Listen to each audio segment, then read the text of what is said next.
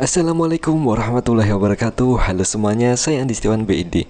Di dunia yang serba cepat dan penuh tuntutan ini, seringkali kita terjebak dalam pusaran ekspektasi, perbandingan, dan penilaian dari luar. Kita lupa untuk menengok ke dalam, memahami, dan mencintai diri sendiri seutuhnya. Padahal berdamai dengan diri sendiri adalah fondasi utama untuk mencapai kebahagiaan dan ketenangan batin yang hakiki. Di video ini kita akan menjelajahi secara mendalam konsep berdamai dengan diri sendiri dari sudut pandang psikologis. Kita akan membahas berbagai aspek mulai dari memahami konsep diri, menerima kekurangan, hingga menumbuhkan self-compassion. Mari kita mulai perjalanan menemukan jati diri dan mencintai diri sendiri apa adanya. Bagian pertama, memahami konsep diri. Konsep diri adalah cara kita melihat, memahami, dan menilai diri sendiri. Ini terbentuk dari pengalaman, interaksi sosial, dan pesan yang kita terima sepanjang hidup dari parenting orang tua kita. Konsep diri yang positif akan membantu kita merasa percaya diri, berharga, dan mampu menghadapi tantangan hidup. Sebaliknya, konsep diri yang negatif dapat menimbulkan rasa tidak aman, rendah diri, dan sulit menerima diri sendiri. Beberapa faktor yang mempengaruhi konsep diri sebagai berikut. Pertama, pengalaman masa kecil, pola asuh orang tua, hubungan dengan teman sebaya, dan pengalaman di sekolah dapat membantu konsep diri kita di masa dewasa. Kemudian interaksi sosial, umpan balik dari orang lain, baik positif maupun negatif juga berpengaruh terhadap cara kita melihat diri sendiri. Kemudian ada standar sosial dan budaya. Ekspektasi dan nilai-nilai yang berlaku di masyarakat dapat mempengaruhi bagaimana kita menilai diri sendiri. Selanjutnya ada pencapaian dan kegagalan. Keberhasilan dapat meningkatkan rasa percaya diri, sementara kegagalan dapat menimbulkan rasa ragu dan tidak mampu serta rendah diri. Untuk membangun konsep diri yang positif, maka diperlukan identifikasi kekuatan dan kelebihan kamu. Fokus pada pencapaian dan kemajuan yang telah kamu capai dan berikan afirmasi positif pada diri sendiri. Kemudian batasi paparan terhadap pesan negatif dari media sosial atau lingkungan sekitar. Kemudian kelilingi diri kamu dengan orang-orang suportif dan menghargai kamu tentunya. Bagian 2, menerima kekurangan. Dalam hal ini tidak ada manusia yang sempurna. Setiap orang memiliki kekurangan dan kelemahannya masing-masing. Menerima kekurangan bukan berarti kita pasrah dengan keadaan yang ada, tetapi lebih pada memahami bahwa kekurangan adalah bagian dari diri kita yang membuat kita unik. Dengan menerima kekurangan, kita bisa lebih fokus untuk mengembangkan potensi dan mencapai tujuan hidup yang kita dambakan. Bagaimana cara menerima kekurangan?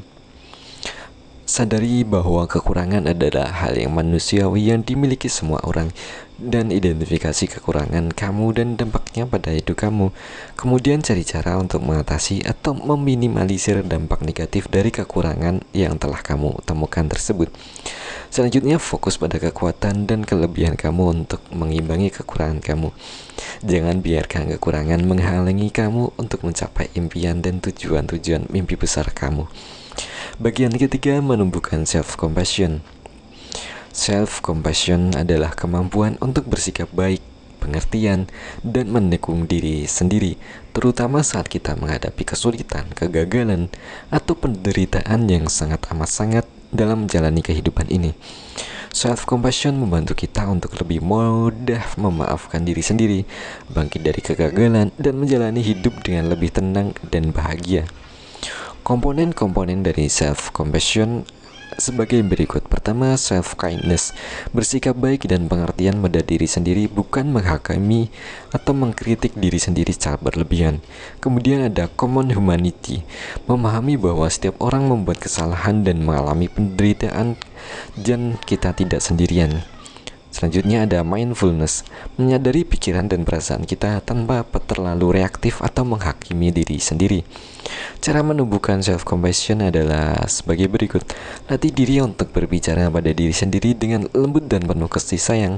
Ingatkan diri kamu bahwa kamu tidak sendirian dalam menghadapi kesulitan dan kamu berharga. Praktikkan meditasi atau mindfulness untuk meningkatkan kesadaran diri. Selanjutnya, cobalah tulis surat untuk diri sendiri yang berisi kata-kata dukungan dan semangat. Berdamai dengan diri sendiri adalah sebuah perjalanan yang panjang dan berliku.